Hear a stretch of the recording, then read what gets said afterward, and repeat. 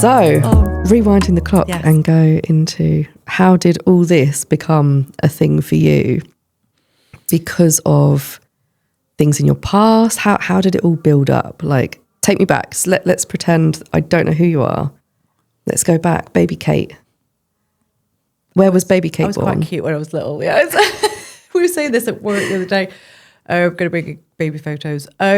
So I grew up in Stoke-on-Trent. Like, I love it. It's my hometown. Nobody can say anything about it. Yeah, but it is. The reality. It's a working class town with. Particular times gone on, it's got even worse with limited sort of opportunities.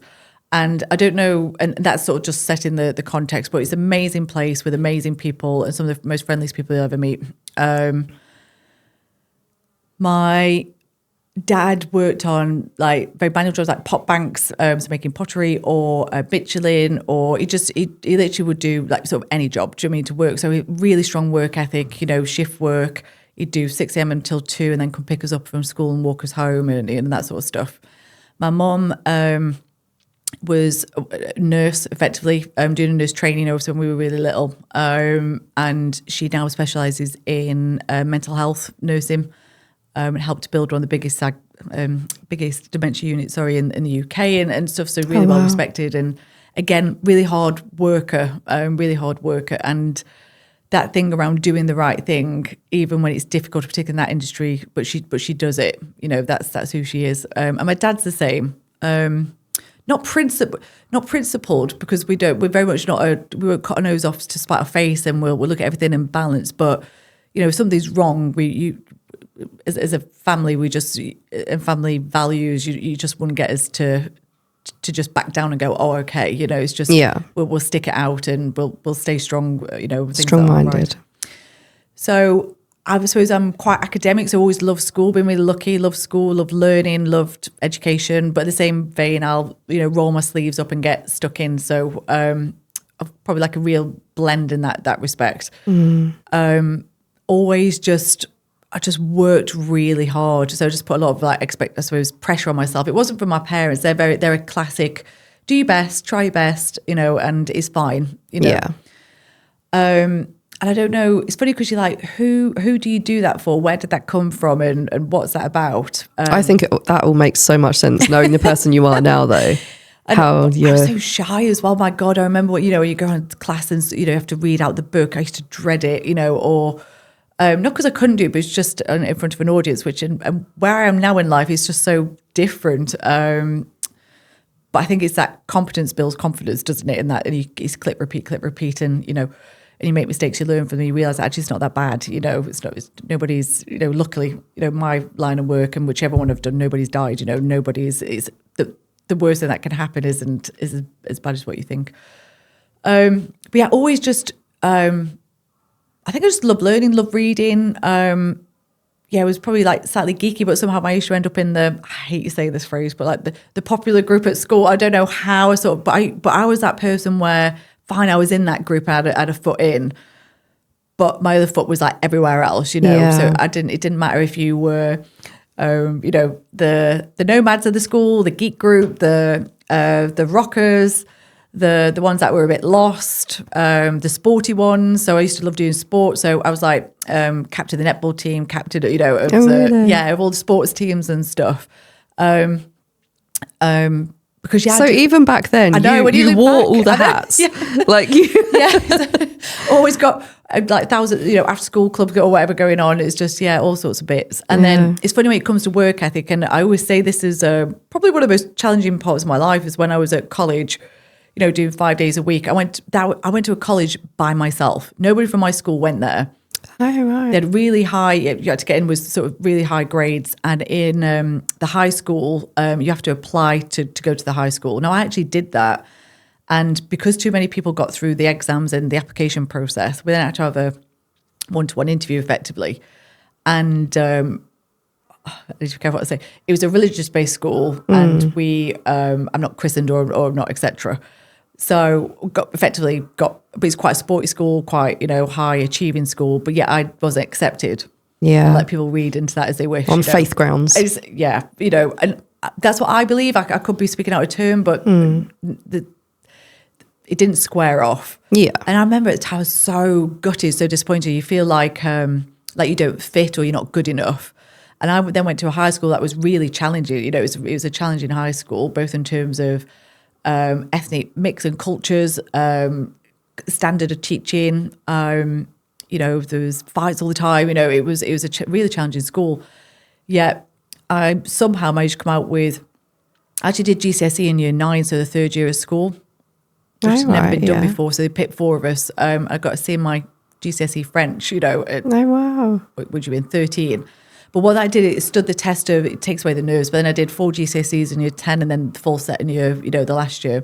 And long story short is I actually went back then to that school that I got rejected from to go into their college. Yeah. Because they did food A level and I was obsessed. I was like, it couldn't be hospitality and catering. It had to be food A level, you know. And I'd rinsed the floor with most of them with the grades that I got. So that was a really interesting life experience, I suppose, and who you are as a character. And I think what I am more than anything is resourceful. If I look at where I am now in life, I'm very good at being like resourceful. I don't know everything. I can't do everything. And I recognize that. So now it's like, well, actually, how do what can I pull and where can I pull on to make that happen, you know?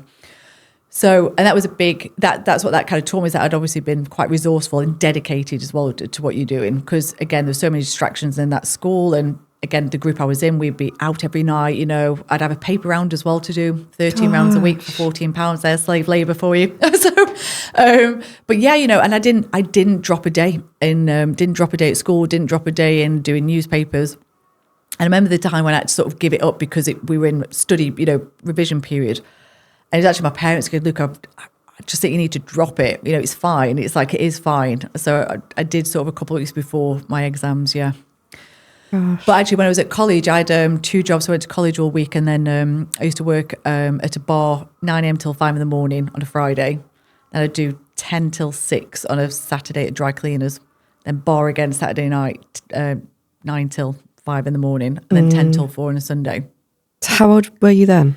God, 16 to 18. Yeah. Yeah. And then get up and just do college again all week and do everything that needed. Yeah. Yeah, it's definitely the work ethic, like you say, from your parents as well. It's the devil on your shoulder, isn't it, now when you look? Because it's, I think within the year I grew up as well, probably like that, being that way was commended, if you know what I mean, and everything else. Weirdly, like not by people around me. Nobody cared, if you know what I mean. Didn't care if you worked, didn't care if you didn't care, sort of thing as such. So it was for me. It was for me, sort of driving it. Yeah. I don't know why. I just said this. I don't know where it comes from. And then I went to uni, and again, I was the first one to move away from home. So my mum, dad, and brother didn't go to uni. The first people in my family to go to uni was my cousins, who were a few years older. And one of them moved away, one stayed local. So I was supposed the second one out of our family to sort of move away. What did you study? So I did food marketing and management at Sheffield Hallam, which is amazing. I could have gone to Reading, done straight food science, but it's like, it's just not, I think I'm definitely like a generalist in dynamic environments suit me. So if you put me in a lab, you know, I'd last a week because it's repetitive and it's whatever. Yeah. And for some people that's their gig and we need, you know, horses for courses, but I just wouldn't last that I would quit on that. Because it's almost like I know what each week is going to be like. Yeah. You need to be pushed. You need that. But sometimes you dream for that. You know, it's like, yeah. Sometimes. So it's again, it's that I always talk about devil on your shoulder. So, but it's, and then went to uni and did that. I was absolutely obsessed with working for Tesco, just obsessed. And again, it comes back to why. And it's because the time they were growing, they were like quicker than anybody else. They were launching new stuff than anybody else. They were really innovative. Like they were just smashing everything. My thing was about being a store manager. I really wanted to be a store manager. Like that was the scope of my world then. So I did a sandwich degree. So I did 2 years at uni, year's work placement, then a year back at uni. So you do a year in industry. But the thing is if you went for a placement and you got it, you had to take it. You couldn't wait, you know, you couldn't like bank them up. So I was waiting for the Tesco one to come up. And in typical fashion now that I know how it works, they were like right at the end. So I'd missed, you know, there's other ones coming along where you think, oh God, there's Nestle, there's Mars, there's Sandwich, but you know, there's all these people you just think, and I was holding, because if that went wrong, there wasn't a lot left afterwards. because most of them are gone over the period of, it's weird, they didn't just do it in one hit, people just came in throughout the year. So I really rolled the dice. Anyway, managed to get a placement there. There's 2 of us. So I managed to get a placement there. And it was the most, probably one of the most impactful experiences I had, because all of a sudden your world opens up. You're like, wow, all these roles exist. Yeah. Oh, this is how it works. Oh, this is like what you do and why, So I saw behind the curtain, I suppose, really. Yeah. I'd got an absolute buzz for it. Yeah. The buzz for it, like, because it's that momentum, isn't it? Everyone's on that kind of growth, success, winning, like, sort of phase. It's just, it's that, and it was just infectious. And again, just learning from being and seeing behind the curtain, you're learning so much about the process of everything. I'm the first, the person you become, and it depends how much influence your family and friends and stuff have, but your work colleagues and your mentors and things have a massive impact. And I was really, really, I always say lucky. It wasn't luck. I made it happen. And so that's quite difficult for me to say, because I don't sort of acknowledge things like that, but it's the truth. I drove getting the technical director as my mentor. I drove getting the finance director as my mentor. I drove getting, at the time, the category technical manager you knew was going to fly. You could just, she was like, she was in that sort of group. And she operated very differently. So she'd come into the world of technical, which was safety, quality, legality. What she realized very quickly is that it was you basically got one technical director and loads of category technical managers. So you say pyramid, but there's just like, it's an exaggerated pyramid. And so she then took a side, sort of, in addition to doing her job, she took on a commercial role. Because actually in commercial, there's more, the pyramid's not as spiky, there's more roles, there's more opportunities, more whatever. And she was trying to work out, is it technical or is it like Tesco? Which is it? Because if it's Tesco, then I'll do the commercial route, because that will get me into bigger roles, make bigger impact. Again, same when you meet these people, it's never about money. It's just not. That comes as a byproduct, and it's great. And there's no point in ignoring the fact that it's great, because it allows you to live a life that you want to live and do things you want to do. But it's like secondary. Yeah, it's always secondary to me. And but she gave me some great advice. I basically did the same thing. I went to a commercial role and all sorts of things. So my career to start off with was breadth rather than depth. And again, it's horses for courses, each their own. But if I could give anybody any pearls of wisdom, and if only I knew then what I did now, I'm so glad I did that. And that was semi by design, but semi by chance. Yeah. But going across different categories, across different roles and experience in them all has definitely made me into like the way I look at things now versus somebody who's just done technical. Yeah. Maybe also hasn't run their own business. I think that stage that you're referring to is the equivalent to my stage of when I worked at Wetherspoons. So I worked for Wetherspoons for, I would have been 18 to 23, I think. So 5 years. But I learned so much about different roles. And you hear loads of people that worked in retail or that worked in McDonald's and things like that.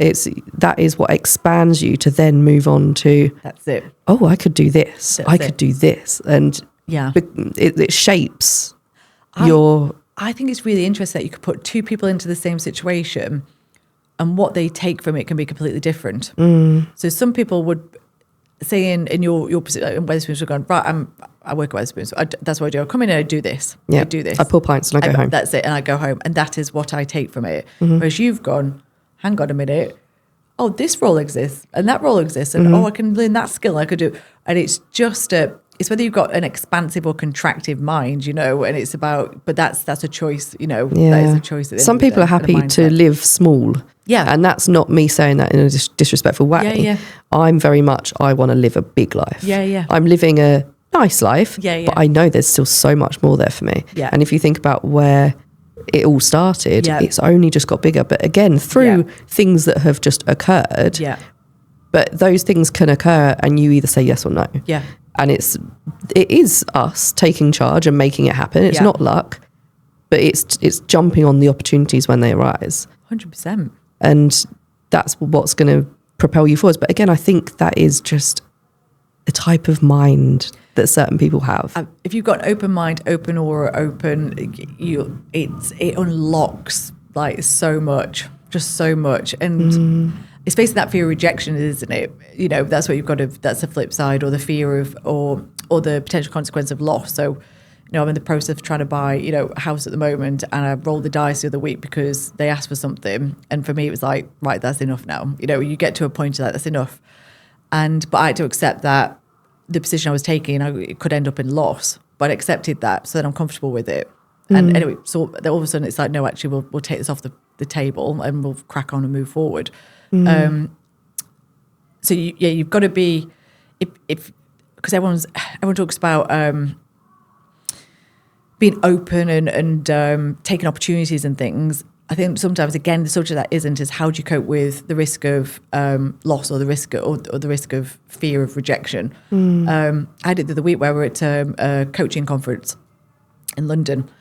Guy came up to me, I think he said he was about 60, whatever, and was interested in the coaching program, wanted to know if it was right for him. So actually, to be fair enough, he approached us, myself with a conversation because I was just sitting by myself. I won't bore you with the intricacies in between, but we effectively kept meeting up sort of intermittently over the next couple of days while he was there. I didn't know who he was. He didn't know who I was. And as we sort of built, I suppose, like mini relationship and you start to sort of get to know each other, and the fact that I was so honest about what I thought and to try and make sure that he was or wasn't making the right decision with no ask back. And I said, look, and I can do this, this and this if you want to try and help, if that'll help you make the decision. I didn't want anything back from him. Nothing. Yeah. This guy is sorting £140 million worth of finance for people. You know, he's just about to go off to a meeting. You know, he turned around and said, if you want a couple of £1 million worth of finance, like, just come and contact me. Oh, gosh. It's one of those kind of, it is one of those kind of moments. You know, they talk about these moments. It's like, and to the point where, you know, he's contacted me, checking in how I am. And he wants me to help him formulate this business that he's trying to create where it's basically like an A-player team of it's going to be an A-player coaching team. You know, his friends are, you know, working in the big banks and stuff, you know. And so it's just, again, off a conversation, of being open to, rather than close it down, rather than being like, oh, do you know what, I'm meeting my dinner mate, or whatever it is. I'm like, and yeah, you feel it. You feel it. And, you know, where that'll end up or not end up, it doesn't matter. But he's like, you know, we're connected for life now. You can pick up the phone whenever. And for somebody of, you know, again, you get a feel for that kind of gravitas and, you know, his position and obviously his success, you know, it's unquestionable. He's dealing with a billionaire, in Australia and things like that, you know. And again, he's not saying that to brag. It's very matter of fact. Yeah, know? It's the way people say things 100%. Like that, isn't it? So I need to make sure I'm being like really, you know, paint him in the right light, because he's the most fascinating character. And he, you know, ran me for an hour on the drive home. That we'd spoke to each other the Friday and Saturday at the event, and so he was like, "We must catch up." And I'm like, "Why do you want to speak to me?" And he stops all that language, because he's like, "It's the same game. It's just bigger numbers." But actually said, "Where you're at the moment is like the real hard bit." The real hard bit. He said, once you kind of get past a certain point, then it is just same game, different numbers, which I understand. But just prime example there. Yeah. But that's why I love meeting people and speaking to people and networking. I love going to their stories, events, which is crazy because growing up, I'm the most introverted person ever. But this last year at the coaching program and everything is unleashed. Leashed? Yeah. Leashed. Yeah. Unleashed. I think yes. Like that then. Yeah. Unleashed. This is not real Prosecco either. It's like yes, it is 0%. We'd be much more on form. But yeah, it has unleashed this confidence within me, I think, but also just, I think, being accepted in rooms that I never thought. Yeah. I always thought, oh gosh, I'm just this little like Jess, like just this little person. I don't know what I'm doing kind of thing. But actually, I've gone into these rooms with big people, with big businesses, and they like me as a person, which is lovely. Yeah. They then have wanted my services, and it's like, wow, like these people, I can help these people. What? Yeah. And then you get on a deeper level, and you make friendships with these people, and it's like they're literally like me, in that we're all on this journey to accomplish something that we expect of ourselves. Almost, we put this pressure on ourselves. Absolutely. And it's like, well, you can see, like I see these £1 million businesses, and I go, I can do that. Like it's really not it's attainable, it's achievable. Yeah, and you're already on that journey. You go, it's just a bit more work and then I'll be there. It's not like... Well, it's funny with this, again, the person that shall not be named, but we're having this conversation and, with all that success in it and got the experience, is that type of person, we spent an hour and 15 minutes on the phone on the Sunday when I was driving back. And I wish I could have recorded it because it's just those pearls of wisdom, when you meet somebody like that. Yet he's still trying to figure out this new business. And to your point, I'm like, what? Why do you want me? He's like, but he said, because you're built like me, and like the way you are and the value set and everything. But it's like fresh eyes. It's like, that's what I need. Yes. But I need to find somebody who's like me. There's no point in getting somebody who... It's no point asking mum. No. Because it's that brain that will look and analyse and look at the detail and see it from that perspective of growth as opposed to... This is it. And that's brilliant, son. Well done. Yeah. And just, this is it. Whereas he's like, I know you'll be, constructively straight. And it's like, and I'll respect it because we've got the same value set, but you'll just be seeing it in a different way because your experience and who you are and everything else. So, but one conversation, that was it. Yeah. So but to your point, going back to when I was a child, I was so... Even like putting my hand up to answer a question. I remember, it's funny how you remember things. Put your hand up to answer a question. I actually got the answer wrong. And I just felt like everybody in the room. Isn't it horrible? And your cheeks go tingly. And red. And it's like, I just thought, never again. But then if you did that as an adult, it's like, oh, okay. Yeah, so what's the answer then? I want to know, like, you actively want to know. Whereas at school, it's like, oh, I got it wrong. I don't care. I want to go home. I remember getting home that night and I was just like, put it in a rattle mood. Yeah. But I was... but I think it affects you deeper, that feeling. I don't necessarily remember exactly those circumstances, but I know it's happened in that it feels like everyone's looking at you. You're like, oh God. And it definitely has some sort of lasting impact. We think I can remember that. And I would have been, that was junior school. So you're talking maybe 10. But why do we feel like that? Because if you think about it from an adult brain, it's really nothing. No. But is it the way the teacher reacts? Is it, or is it something that's in your own head? Or what is it that makes us? I think there is, and it's not to put it all on the person, but I do think the person responding has a responsibility to respond in an appropriate way. Yeah. Now, that's the teacher okay. in my That's situation was not that. It was just like, but it was just that's no, you're right. wrong. That's it. No, you're wrong. But likewise, they've chosen how they want to respond. Now, I know there's responsibility on me on how I take that, but I remember thinking, I'm never putting my hand up again. But I suppose it comes back to that, it must be grit. There's some form of grit in me. I can't describe it, but it's about a week later, I sort of went again. Because I was like, I don't want to keep feeling like that or make somebody feel like that. So now I was like better prepared so I can see how you respond. All right. See, I was the opposite as a child. Is it? Yeah. If that would have happened to me, that's it. I don't think I've ever put my hand up again, even to this day, because I'm just like, I'm not putting myself in that position. I don't want to correct that. You go through sort of moments in life, I think I really got formed as a person, like I suppose as an adult person, uni. You've got to live by yourself. You just got to work it out by yourself. And we did a lot of presenting from the course that I did. So there's no, or maybe, go on, you go first. You just got to do it. So that definitely, and then between working in different jobs as well, outside of uni and stuff, and what you get exposed to there.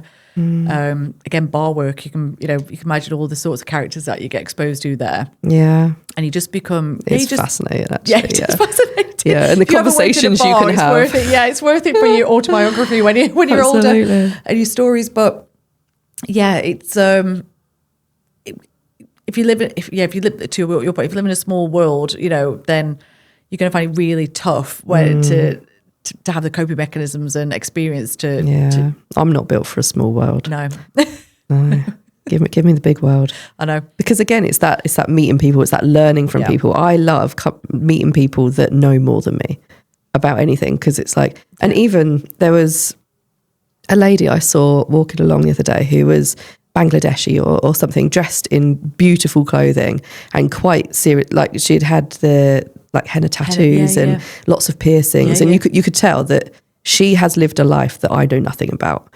And I desperately wanted to go up to her and just say, tell me about your life. But then I was like, well, I can't do that because what a weirdo. But I just thought, gosh, I bet she's so interesting. Yeah. She probably thinks she's so normal Yeah, because to her that's normal. Yeah. But she's obviously lived her normal life. My life is completely different to her life. Yeah. My life is going to be completely different to the life that she's lived. And I want to know the experiences she's had, the lessons that she's learned, the beliefs that she has, like all this. I just find human beings fascinating. I think that's what it is. It's funny because that's really weird you say that, because I genuinely was having this conversation about 3 weeks ago and trying to think where I was. I did psychology at A level and absolutely loved it. I love people's behavior and decision making and stories, and like that's, I suppose, like even with the business or even going into food. So somewhere along the lines, obviously I've got a passion for food, which I think came from my nan and cooking. Yeah, I was going to say, where did that come from? Yeah, so I remember creating, like cakes and stuff when I was little and stuff like that. And so yeah, I just love food generally. I think a lot of it's food, travel, beauty, whatever. There's like a list of generic stuff, isn't there? So I'm kind of ticking them off. So, but I think because within food, we got to do the science part of it as well. I suppose that probably captured me a little bit more with that subject matter. But I suppose because I'm interested in human psychology and stories and all that side, I could have almost gone into anything, if that makes sense. Same with the business. Now I've obviously found a love for something like skin and skin health and science and all that side of things, and building people up and watching them grow through that medium, I suppose, but it almost could have been anything, because I just love what's beneath human the behavior surface. and psychology. Not the surface level stuff. No, the stuff that's deep deep within. stuff. Yeah. Yeah, I'm the same. I'm obsessed with dreams. Yeah. Sleep and dreams. Yeah. I've just got this obsession with like. Have you had any recently? Yeah, I had some really weird dreams actually. I'll try and think. But I remember waking up, I think it was yesterday, I woke up and was like, what the hell was that about? I used to have a reoccurring dream when I was about being in a lift and it dropping, and I used to have that all the time when I was younger. Yeah. I used to have one about all my family members falling into a volcano one by one. That's savage. It's I weird. was supposed to fall in a lift. Is it any better? I think maybe the image of it, the visual, came from something I saw on The Simpsons or something once as a child. Yeah. Because it was so like, it's not real. But it was like this volcano as a mountain, but we were inside it, and there was this pathway going round this pool of lava. And God knows how we got there, where it was, why on earth we were there. But there was like, I don't think my brother was born at this point. So it was my mum, my dad, me, my auntie and my uncle. Yeah. And just one by one, they'd fall in. Next person would grab them to save them. They'd fall in. Next person. It was like this domino effect. It's so vivid. But I think I was the last one. And then, I mean, they always say if you die in your dream, you die in real life. So I don't think I fell in. I think that was the trigger that made me wake up. But I used to get it all the time. Yeah.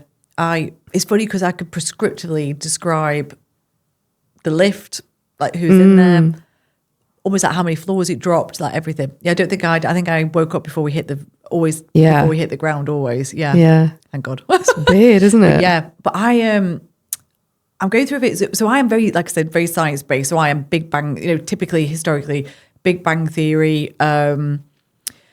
Again, interested in religion, massively interested in it. So whilst I am not, or historically haven't been religious, let's put it that way, just because of my upbringing and etc., it's never been at the detriment of being dismissive of it. Yeah, I'm exactly the same, to the point that I even went to a church on Wednesday. Oh, did you? Yeah.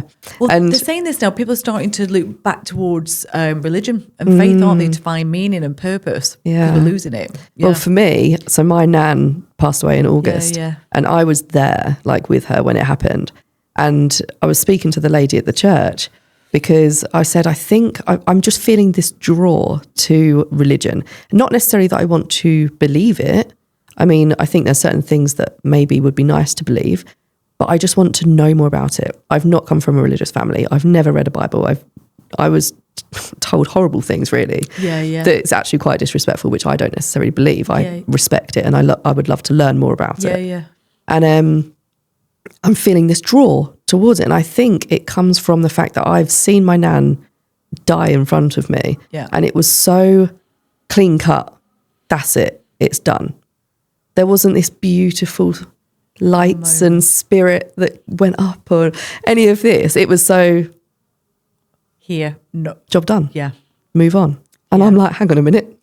That's a like, no, I need more than that. Like, I need to hang on to something. I need to think one day I'll see her, but there's not enough facts in my brain for me to believe it necessarily. But I need something to hang on to help me get over it. Yeah. So that was my draw to the church. And I just want to go there and just learn. I think I'm sort of starting to, so I was in the, I suppose like more, because it's the time when I grew up, there was this big thing around like atheism and like, and science and Big Bang and that side of things. And also the thing around like sustainability was kicking off around how, you know, and about carbon in the environment, about how that's real and everything else is fake. And it was almost like you had to be one side or the other. You couldn't there wasn't a blend, if you know what I mean. So, but I feel like I'm becoming, just going through this like blend phase, I think. So, so I am still very much, I do believe in science and the Big Bang Theory things and etc. As in like how we came to be, but that doesn't mean that that's all we are, because I do believe that we've got, there's energy. So even with like the Big Bang, they talk about energies and energy in even in like the earth and things like that.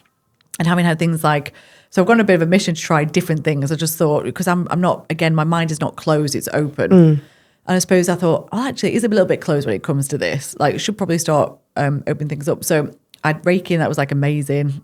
Like, how could somebody not touch you and you could feel heat and warmth and energy? Yeah, I've always been skeptical about that. It's amazing. And again, I think I'm very much like you, until you kind of seen it, done it for yourself. Yeah. I'm not going to be disrespectful of it, and I will sit and listen, because I love storytelling. I love to hear why you feel like that and whatever. But for me to believe it, like most people, you have to kind of, I think, experience it or see it or whatever the equivalent is. And I want to believe it as well. Like all these things that are like, even things like, I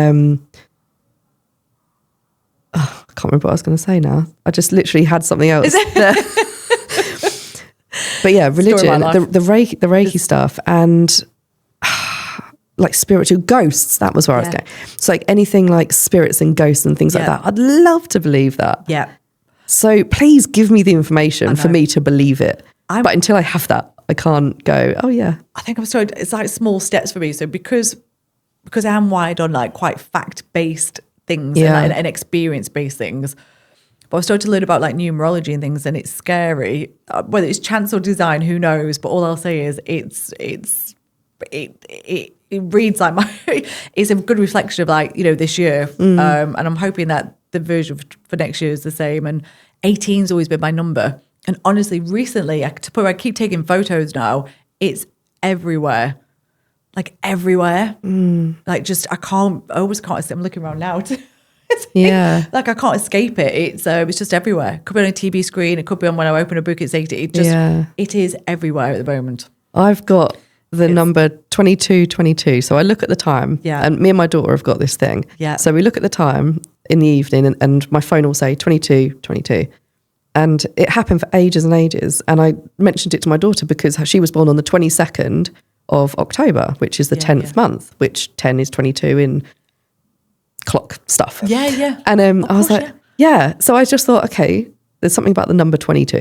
And I mentioned it to her, and now every time she sees 2222 on Alexa, she'll either text me, or if she's staying at my mum's, I'll text her and be like 2222. That is so or cute. we've said goodnight and everything, but she might still be awake and have just by chance looks at her Alexa in her room, and it says 2222, and she'll come through and just give me a kiss, say 2222, and walk out again. And I'm like, oh. So there's like, between me and her, there's some sort of connection between this 2222. And I don't know what. No. Is it just a coincidence that we just keep seeing this number? But it's everywhere. Like I look somewhere and I'm like, oh, 22. Or 2222. Or 3 2s is like the common one. A lot of people have the 3 2s tattooed on their wrists and stuff. I think if you haven't got like belief, or like you're not inquisitive, then it's quite, I don't know, it's not a life I would want. You know, I just think there's like, I get up every day thinking I'm going to learn something new, or believe in something new, or my beliefs might change. And because my beliefs have changed loads over time. Your values and consider it, but beliefs have changed. So I think numerology, star signs is like scary. Like when you start looking at it. Again, this is something I want to learn more about, because I don't get it. You don't get them? I can never remember what star sign people are and Yeah. what it means and Yeah. and all this and horoscopes and stuff like that. And I just go, but if I was reading that, like, because a lot of the time you read it and it relates in some way. Yeah. But then I go, right, if I was to read this as somebody that was born in December as opposed to March, like me, could I then pick out stuff of that relate and go, oh yeah, that relates? Yeah. Is it just a coincidence because your brain is picking out the keywords? Yeah. I don't know. I'm like you, so I don't default to horoscopes, but if you look at the characteristics of, so I'm an Aries, and you just couldn't pair the two together more. Like I am, everything on that list is like what I am. But then if you read a different one and thought, oh, I'm those as well. No. Like it's so clear cut. Yeah. Honestly, like when I read it, I'm like, that is. And I think actually, do you know what? We'll do an acid test. If I send out all the zodiac signs, and if you had to pick one, which one would you say? I think I'd hit about 70% at least on Aries. Yeah, I think it's that like clear. It's like it's like almost like undeniable. All the traits of that. And my mum's always said that. She's a Gemini, and she's always said that she's very Gemini. I just think this cosmic piece. There's something there. I'm not sure. I'm like you. I don't read the horoscopes. I think that's been almost like Commercialised. Really It's always in the teen mags when I was younger. Yeah. I was like, they didn't used to, Prince Charming didn't used to rock up. I'm like, oh god, but yeah. Back to Dream Phone then. Do you ever have that Dream Phone? Oh god, it's the best game in the world. Oh god, Jesus, it's probably why I answer a lot of questions about my life. But I think at the moment I'm stuck on Big Bang, chakras and energy. Like so it's like Reiki. See, I do like that, and I love crystals and I do like stuff like that. And then numerology and star signs, but just I think from how they're described, not from like what's like. I wouldn't predict something off the back of it. Because then it takes you into all the psychic people as well, and like going and having your palm read, and like again, I would love to do it so that I could believe it. I was so annoyed when I was in Bali. I just didn't have time to book in for you can have like healing ceremonies and things like that. So I'm just quite open, because what's the worst thing you've learned, or that it's not for you, or you've learned that it probably isn't real, or you've learned that, you've always learned. Well, there's no loss from it, is there? No. You can either go in there and go, okay, this isn't for me, and go back to your normal life.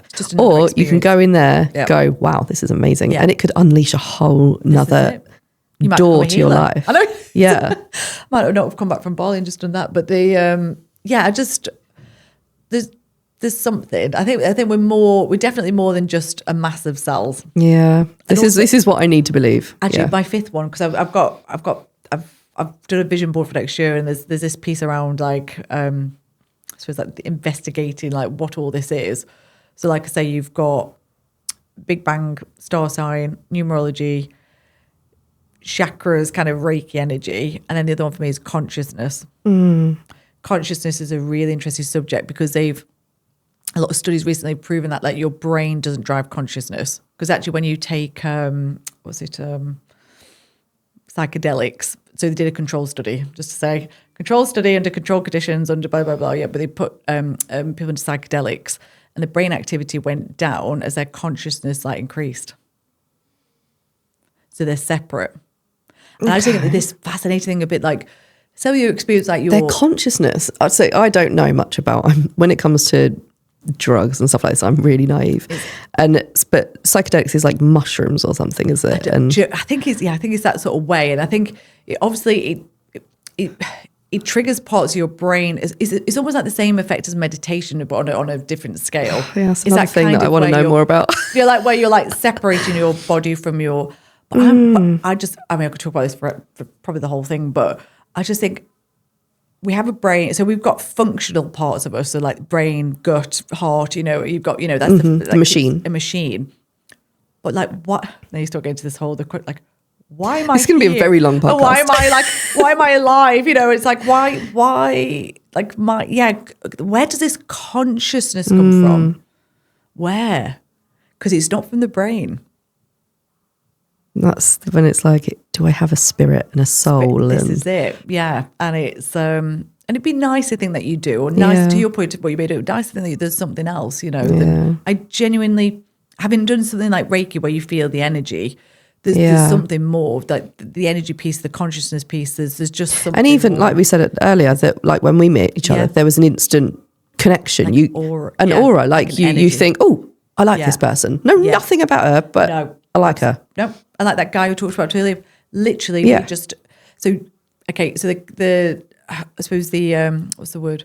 The trigger was him saying hi, but within an instant, he hadn't even said anything else. And I was like, I just feel like you just connect. I don't know whether we've known each other for another life. It just feels easy. Whereas there's some people that you can go, I'm not going anywhere near you. That's a no. Avoid eye contact. Our chakras are not aligned. It's like, but yeah, it's true, isn't it? Yeah, it is. And I know people say you give off a vibe, or you give. But I know that people say it and say it quite flippantly, but it's so true. Yeah, like. There's people who come to my clinic who share things with me that they haven't shared with anybody, and they're like, I really don't know why I've done that. And I was like, it's just a bit of a vibe, that you give off. Yeah. And I think that's where I really need to focus my attention, because like I was saying with my nan, I think what you've just said as well about the machine part of you, to me, that was the machine no longer works, therefore it's done. Yeah. And I need more than the machine. Yeah. And do you know what I mean? Yeah. But no, I do know. And I do genuinely believe there is more than it. It's just I don't think we've found out where it lives. Well, they say that through meditation and through like it's when you hyper focus. I think so. Like it's that hyper focusing, just like detaching yourself and. Well, like when you're driving sometimes and you suddenly rock up at the place you were aiming for, you don't know and it's like, there. I did it the other day. Yeah. And I did it. I was thinking about my robot Hoover. And I was literally the place that it is now. It's behind a door, and we knock it every time we open our door to the shoe cupboard. And I was like, all right, I need to find somewhere new for the robot Hoover. But there's no like little alcoves or anything without it being like in the middle of somewhere that you're just going to kick every time you walk past. And I got so absorbed into this thought that then suddenly I just woke up again almost. Yeah. Of all things to be thinking about to absorb me that deeply. Yeah. But I just thought, it's just weird, isn't it? There is this like... There's definitely detachment. There's two different things going on. Well, you say like in here, but is it in here? Is it just all around? Do you know, yeah. The two different things. I don't know what happens. Like we all know what happens to your body when it's in whatever.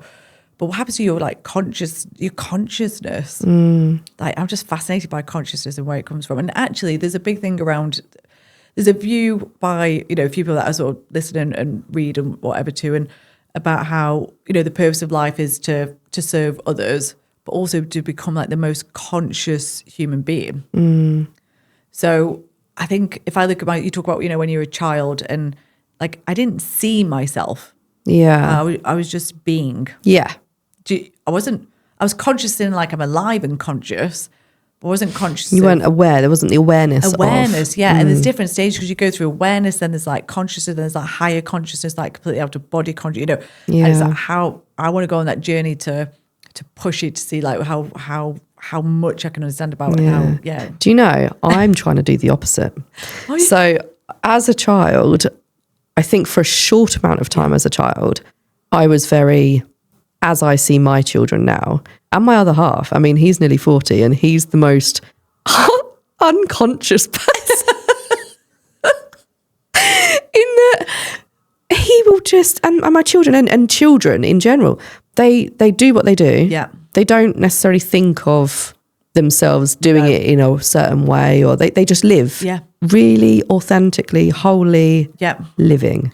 Without calculating. Whereas something has obviously triggered me, I would say around the age of maybe 5 or 6, that I've had to be aware of what I'm doing, the outcome it's going to have on other people. That's my thing, is how it affects other people, not necessarily what I'm doing. And I will put myself through some sort of turmoil or pain if it means that it's not going to affect somebody else in a negative way, if that makes sense. So I feel like and into teenage years, it got so bad. And then in my 20s, again, was so bad. And it's caused me anxiety, depression, and all this because I'm so hyper aware and conscious of how I am in this world. Whereas really no one actually cares. No. Why do I care so much? No. And I have managed to start reversing this to the point that I can now film a podcast and not be worried about it. Like I will literally just sit here and talk. I will go on my stories and talk. It's just being publicly visible without any fear of, and it's not that I would fear judgment, but I would fear how I'd make other people feel. Which something must have happened for me to have made someone feel bad, for me to have this fear around it or something, but I don't know when or the where. language is really funny because you're kind of saying you do it for the people, but inadvertently it will be for you. Yeah. It always comes back to like you, doesn't it? Yeah. It's like, I've done this and I've done it because I don't want people to feel like that. And then that became who I am. But it'll be protecting something or doing something in the background as a why you're doing it. Yeah. Which is like, that's the interesting bit. That's the bit like that. That's when I need to sit down with a psychologist. Yeah, exactly. And a bottle of Prosecco. Yeah, with alcohol. No, it's just, I just think we're in a world where it's nice that these conversations are happening and we are conscious people. I know it sounds ridiculous. Are talking about being conscious and challenging what consciousness is and having that conversation. It's a bit like, is it the Truman Show where he lives in this dome? I don't know. I've never seen it. It's a really good Might film. have been before my time, Kate. So rude. You're only a couple of years older than me. It was Jim Carrey, and they basically clip repeat the same life again, lack of consciousness, and then he starts to break out of it, and then he just gets a little bit more inquisitive and a little bit more inquisitive and a little bit more inquisitive, and I don't want to spoil it, but he realizes something. He realizes that they're in a show, effectively. This is where this whole Matrix thing comes from at the moment. And they're spending about. So, okay, fine. Spoiler alert, if you don't want to know what happens, like, just don't listen now for the next, 10 seconds. He finds that he finds the end of the dome. And then, he rips through the dome and then he realizes that they're in this, film studio, effectively. Ah. Yeah, but there's a few things like that. There's that one, and there's one called The Island, which is Ewan McGregor and a few others, where slightly more gruesome, but they basically create a double of yourself. The people pay to create a double of themselves so they can harvest organs and whatever to make them live longer. But my God, that's genius. Their double are living in this world and they've been put under this illusion that they can't go outside because there's been this big chemical, whatever, they can't go outside. So they're trying to repopulate by just repopulating themselves. Yeah, so people in the real world have created a double of themselves and grown a double of themselves, and then they use them as they get ill to harvest organs from them to live longer. But these people in this the double think that they are living their life. It's like it's their own world. They don't realise what's on the outside, and it's that people are starting to sort of ask questions around now. So I love stuff like this. This could take us on to. We're going to have to do a podcast. I know, but to Matrix take 2. Matrix. I just think, but I think it's good that we're just expanding the mind, even if it's just and thinking about that and whether that, because we keep saying that we're the only people that are alive, and it's like, well, are we? Or is that, or have we just been told that and Yeah, I love stuff like that. That's so. It's like movies that are like, is it Shutter Island? Yeah. All about dreams and getting deeper stage of dreams, and then you can use your mind to change. That's it. It's psychological movies like that I love. Same. And I hate all Marvel and... Same. No, it's not for me. No. Come on, let's just stop being stupid. That's just it's a distraction. Is it distraction? Yeah. I get why people. It's like video games, and it's like people like to live in a different world sometimes. And like my other half, he likes to play his PlayStation. Yeah. Because he'll get home from work, and if he's had a stressful day, he just clears his mind. My equivalent of that is watching like the Kardashians or Love Island, like trash TV. crappy TV that is just, it just makes you sort of MIC on last night. Cause it's funny because everyone says to me like, oh my God, but you do so many podcasts and you read and you do business, you do this and then the other, and then what you watch like Made in Chelsea and Traitors or God knows whatever else. Oh my God, Celebrity Traitors is so good, wasn't it? Just have a moment for Alan Carr. It's so good, so good. Literally love him.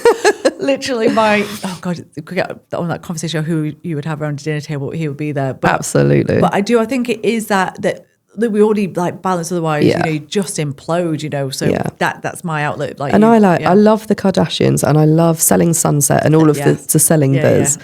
And probably more so the Kardashians, and so many people dislike them. And I think it can only come from a place of jealousy and not understanding how they have they're really incredible people. Yeah. Incredible family. Yeah. And I sit and watch these shows not to go, oh, I wish I had that. And again, it all comes down to mindset. Yeah, yeah. People can sit there and hate them because they don't have what they have. Yeah.